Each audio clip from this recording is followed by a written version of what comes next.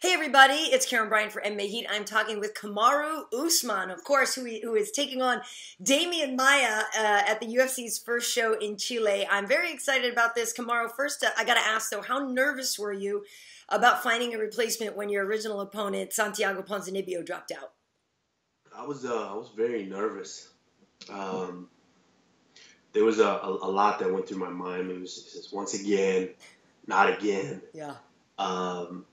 I can't get, because honestly, this is a thank you to Demian Maia, because if it wasn't for Demian Maia, chances are I would have to fight someone out of the top 15 again. And so it was scary at first. I was like, oh man, are they going to be able to find somebody? Yeah. And then I know they were going through the list and it was no one. And then it was just like, you know what? Am I even going to have a fight? Right. So, that emotional roller coaster, it takes a toll on you. But, my manager is one of the best in the game. He assured me, he said, no, we are freaking fighting on this card. And so, God willing, everything worked out. Very nice. And I want to obviously get to the Demian specifics in a minute. But yeah, that's kind of been a story that we tell a lot when we talk about you, is that it's hard for you to find opponents and that people often turn you down. And, how bad has it been? Because I hear that and I absolutely believe you, because you are such a tough out and people who are ranked higher don't want to lose to a lower ranked guy, and you're trying to climb and it's harder and harder for you to climb. So truly, is that been one of the more frustrating parts of your career, just getting a matchup? It's absolutely been the most frustrating part of it, because I've said this over and over and over again in different interviews. I don't like fighting. Fighting is not like, I woke up, oh man, I love to fight. Right. This is all I can do, or this and that. No, it's not that. It's not that at all. I do this, number one, solely because of competition. Mm-hmm.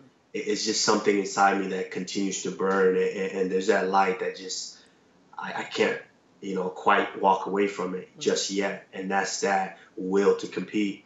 And so if that's not, if no one's going to fight me, or if the organization isn't going to do what it takes to get me fights, then it starts to kind of kill that competitive drive that I have, that motivation to want to do it. So where at some point I have sat there and asked myself, why am I even still doing this? Yeah. Like, why go in the gym and get beat up by these guys? Like, I train with killers in the gym. Why take these beatings if I'm not even going to have a fight? And so, it plays that it just takes a toll on your mind, all in all. And thankfully, things worked out this time, and we got a good fight. We got a fight that is big, and will bring a lot of eyes. Well, it's a fight you asked for a while ago. And 2 years ago. I mean, yeah. I guess 2 years is not too late, but I know. But why has Demian always stood out as a name that you wanted to challenge yourself against? I asked for Demian almost 2 years ago because Demian was on a tear. Mm-hmm. I mean, he was on just submitting the best guys in the division left and right, and guys were just afraid to go to the ground with him. And guys were afraid to be trapped in a cage with him, not just go to the ground, because if he got a hold of you, chances are he's taking something home, or he's gonna choke you out. And so, like I just mentioned, my biggest drive here is competition. I want to compete against the best. Mm-hmm. When I got into this sport, I didn't wait a year or 2 years to state what I wanted to do in it. My social media handles has always been the same since I got into it. Yeah. And that's, I'm coming for that welterweight strap. It's always been the same. And so I got into this with the goal in mind. Of course, I had to set a little smaller goals so I could attain that bigger goal, but that was a goal that's been in mind. And yeah, I want to test myself against the best guys. Demian was that guy at one point, ripping through guys, and I still think he's one of the toughest guys. He's still amazing. There. Come on. Yeah, he's still a very, very dangerous guy there, and so that's why I wanted that fight, because nobody else wanted that fight.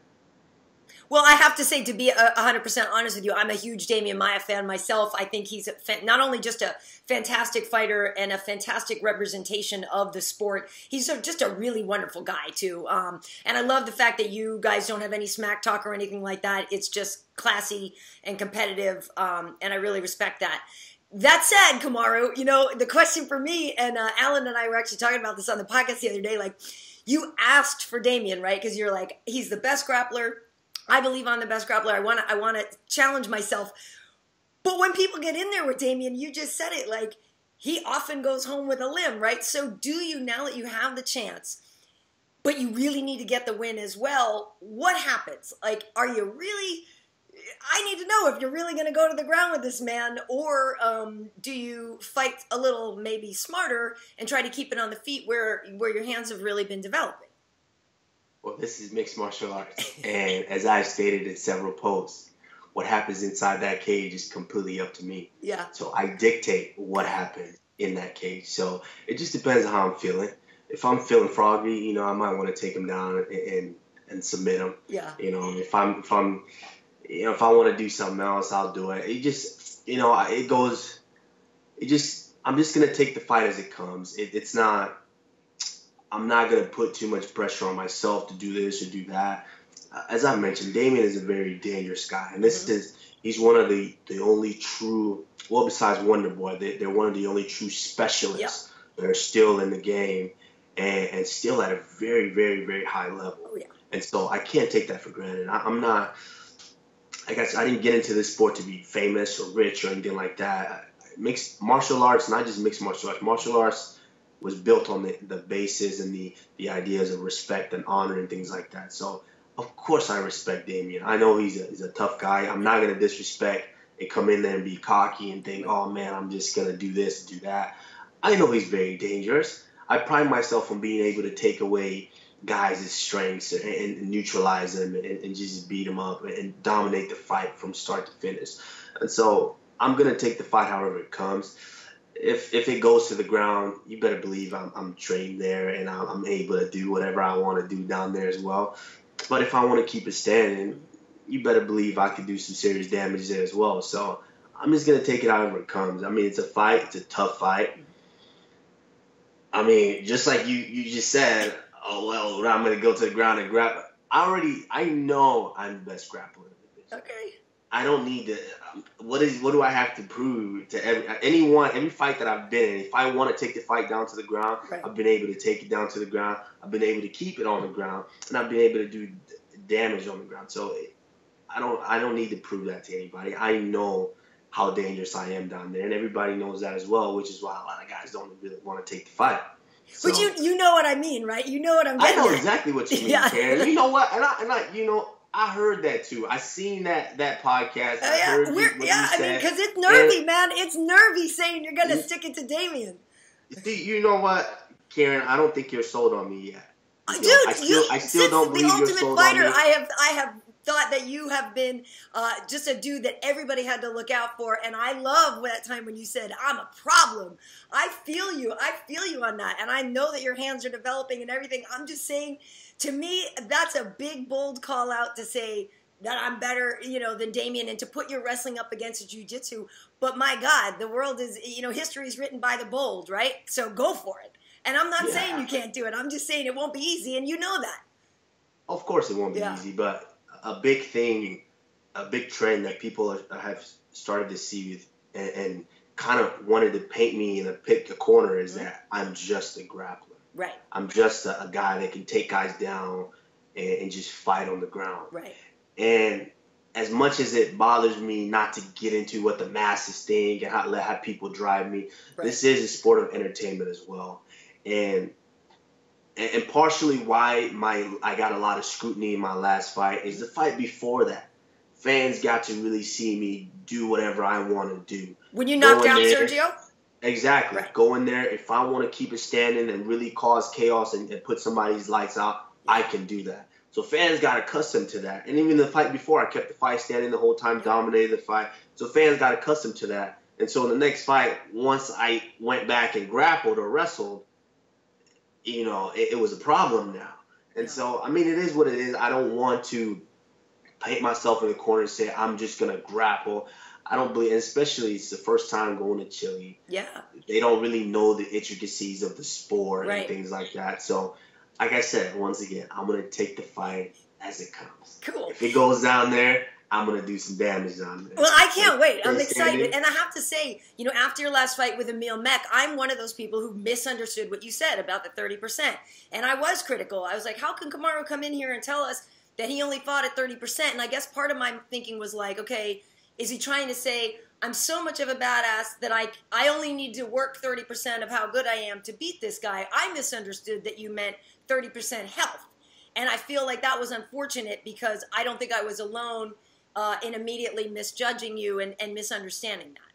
Yeah, and I know it was partially because right after the fight, Dana did go out and he misunderstood it as well and took it that way. And so once the boss takes it that way, it just kind of it just snowballs after that. And so first of all, no one chooses to willingly get locked inside a cage and says, "Oh, I'm just going to give 30% off." Right. No one willingly does that. It sounded insane, for sure. Yeah, this is a dangerous sport. We all, we do this at our own risk. Yeah. And so, no, that was what I meant. I had some pretty bad injuries coming into the fight, and I believe anybody else would have pulled out of the fight. That's the type of fight that you pull out because I had nothing to gain in that fight. Right, Emil's Absolutely not ranked. Nothing. You had not ranked. Yeah. One fight in the UFC, and I had zero to gain in that fight. And I could have just easily pulled out and said, "Oh man, I'm injured. I'm just gonna wait for a ranked opponent or this and that." But no, I wanted to fight the fight. It was just I didn't want to pull out, and so by me not pulling out, it caused my performance to suffer. And of course, after the performance like Sergio Moraes, fans are like, well, this is the guy we want to see. And once they didn't get that, and I was a little emotional after that fight because of all the things that led up to it and just kind of how I was feeling, the way I was being treated leading up to it, to where I didn't articulate probably the best. Yeah. As far as getting it out there, and which is what caused the confusion.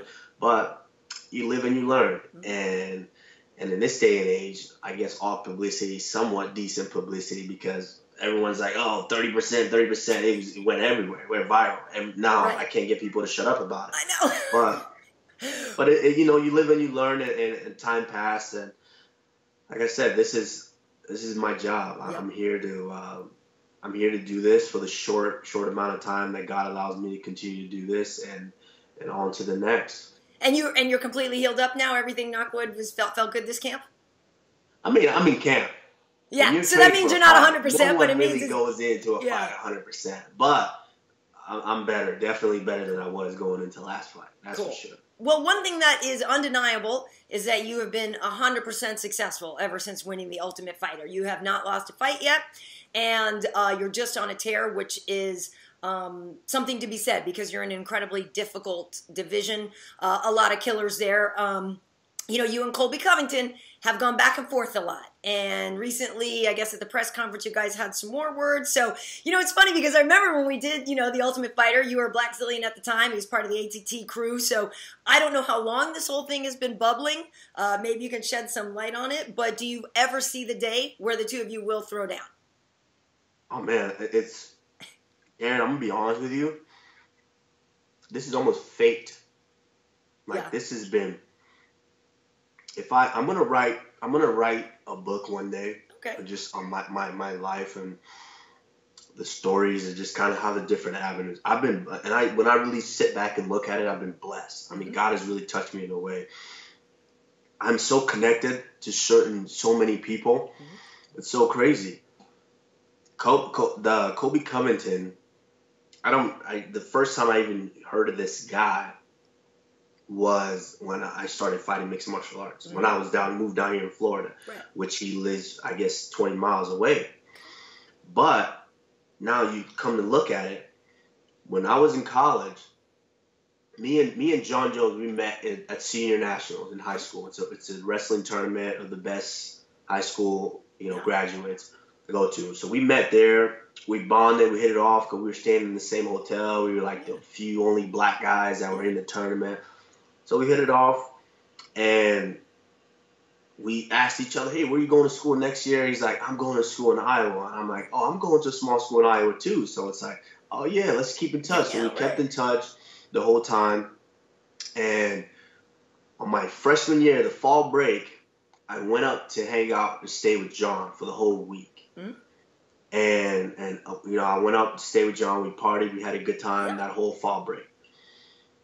And which also turned out to be the first time I ever saw mixed martial arts bout on TV. Okay. I think it was Chuck Liddell or Randy or someone was fighting. And we went to this guy's house, some Golden Gloves that lived at the school where they were going to practice. And that was the first time I ever saw a mixed martial arts fight. So I stayed there with him in his room and their room and everything.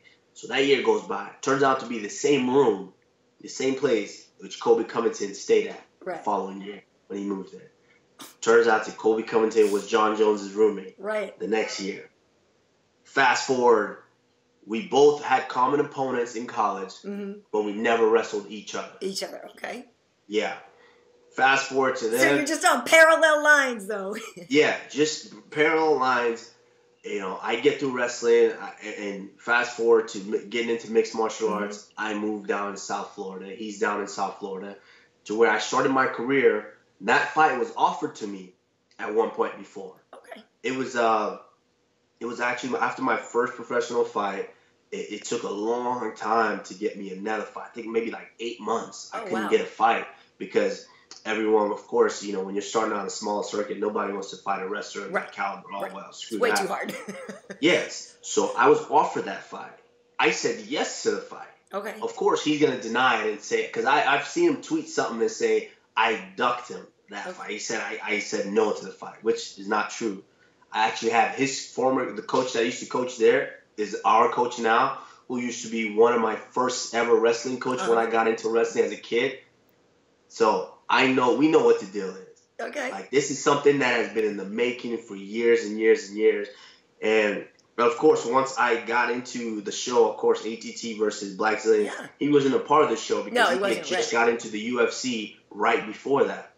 So you could tell there was also always a little jealousy on his part coming in there to where he'd been in the UFC and had a couple of wins in a row. And I come into the UFC and I'm already, you know, getting top level opponents, better level opponents than him, and also get the guy that finished him and dang near killed him inside the cage, and go out to Brazil and beat that guy up. Yeah. And so there's always been that little jealousy there to where he has this chip on the shoulder to where he feels like, oh, I wrestled in Division I, I'm better than you. Right. No, not true. Oh, I got into UFC first, I'm better than you. I should be ranked first. I should be like, he's always felt like that. But it's not. You can't. There's nothing you can attest to hard work. Right. You know, I'm not paying money to get ahead or doing this to get ahead. It's my work that's getting me to that point.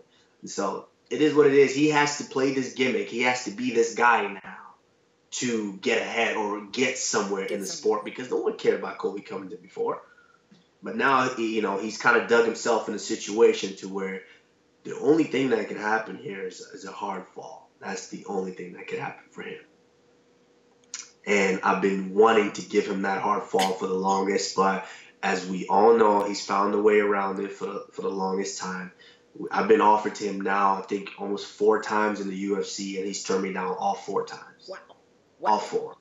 Yeah, it's wild because your hard work speaks for yourself. Like I said, you've won, 6 in a row after winning the Ultimate Fighter. And I feel like that is the criticism a lot of people have about him, is that he's just sort of talked his way into these situations. And I agree with you. I feel like the path he's chosen is way riskier and way more dangerous, because it seems inevitable that there's going to be a fall if it's built on words and not work. It seems that way. I don't know. Yeah, no, I never wanted. I'm not going to take anything away. He's a talented guy. I was just going to say, not to say he hasn't won the fights. He won the fights he was in, for sure. Yeah, he's won fights. He's a tough and talented guy. But and you know what? I don't want to say I like it, but I'm going to say is interesting because that's why he's where he is now. Yeah. He had to play this role that is so absurd, and people know it's absurd, but you got to pay attention. That's just the society that we live in nowadays. That's how people You got to pay right? attention to it. You know, and I mean, you just look at the corniest things that he does. Oh, I'm with 2 chicks in the hot tub, or I'm this, or I'm coming to do. It's just so corny, but you pay attention to it. We're talking about it. Yeah. And so, you know, I mean, he's fully embraced it. That's good because I don't have to play the character. I don't have to do this to hype that.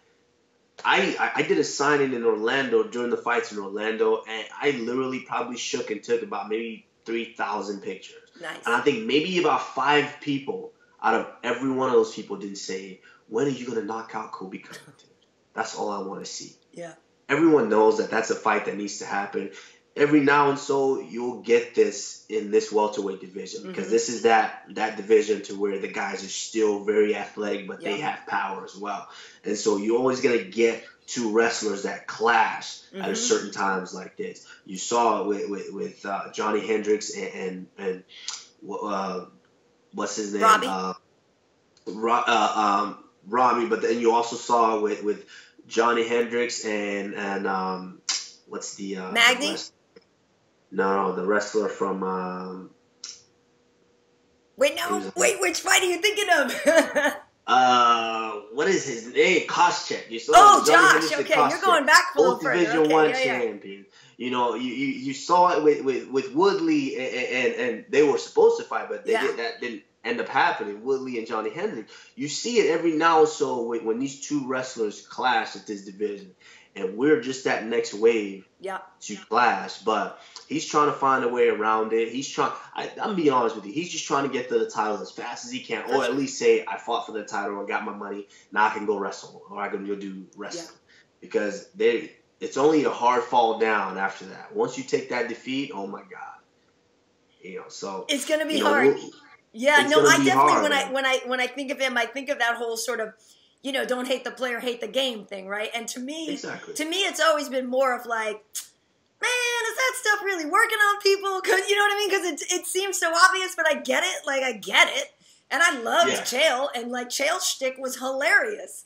And I think that's what it is to me, is like Chael was just funnier, I guess. And so, I don't know, I think his delivery was just a little better. Chael was funnier, and it was a different time, I think, also as well. Yeah. Like, it wasn't as... I mean, time's changing so fast. It wasn't as just watered down and washed up into society nowadays. To where when Chael started, it was still based on, and I call it, there are certain guys, even nowadays, that I think are, when I think people are famous in this, and people have earned respect, there's certain guys. Like Rashad Evans earned his respect without the social media era. Right. That's a guy where you could hear his name, Rashad Evans. Everyone knows who that is. Not nowadays where it's like everyone has like 10 seconds of fame on Instagram, boom, go viral for a week, and then it's like your old news. You know, that's kind of like the phase where we're at now. Chael was kind of starting out towards that phase where it was Chael Sonnen. Like, that's how he made his living, by talking. He was kind of one of the first ones to really do it, and it worked. It worked, and it was funny. And Chael's witty. I've been around Chael's witty, and he can talk. Yeah. Not to where this guy's a cornball. He's reading lines in the back before he comes out of the stage. It's like, it's so bad. You saw him practicing lines in the back? You saw the video backstage. I mean, it's just a guy to where it's just something about him. Yeah. I've never felt like that about almost anyone else, that when I'm around them, my heart rate goes up. Yeah. I kid you not, my heart rate goes up. And that day, it started at the hotel. As soon as we came down, we were all staying in the same host hotel to go to the venue for the press conference. As soon as we came down, as soon as I saw him, my heart rate went up. I just told Reed, I said, Reed, that's not going to work. I hope he's not riding with us. And they were like, okay, we're getting him out of here now. So he had to ride by himself to the venue. And once we were in the back, he had to be next to me because we were about to walk out. And I tried to ignore it. And you can see me, I'm kind of adjusting my outfit. I'm trying to ignore it. But it's just, my heart rate starts going up and my heart starts beating. And it's just, this guy, I got to beat up this guy. at some point. And so it just, I had to say something. I couldn't control myself. No, I get it. Luckily, you're in the business of face punching, Kamaru. you just might get your chance. Obviously, first and foremost, you got to get through Demian, though. Last thing I want to ask you, though, is, what does it mean to you to bring the sport to Chile? I mean, that's a huge deal, and I know Santiago, being Argentinian, it's a different storyline, but obviously Brazil is real close to Chile as well. What does that mean to you? Because you kind of mentioned it a little earlier, but yeah, you're there to kind of represent the sport and put on a show for these people. It means a great deal. First of all, I didn't really I hadn't really thought about it until, I would say, in the last couple of weeks, to where my mind now is, for that week, that whole week and that weekend, this $4 billion company has put me as the guy to showcase them. Yep. In a particular area, and I hadn't really comprehended what that is, because I'm not that type of guy who kind of sits and want to smell the roses after accomplishments and things like that. But I started to think about it. It means a lot. It does. It's not just I got into this. Yes, I got in with that goal in mind, that big goal in mind, which I'm still chasing. Yeah. But this means a lot. This is a step towards that.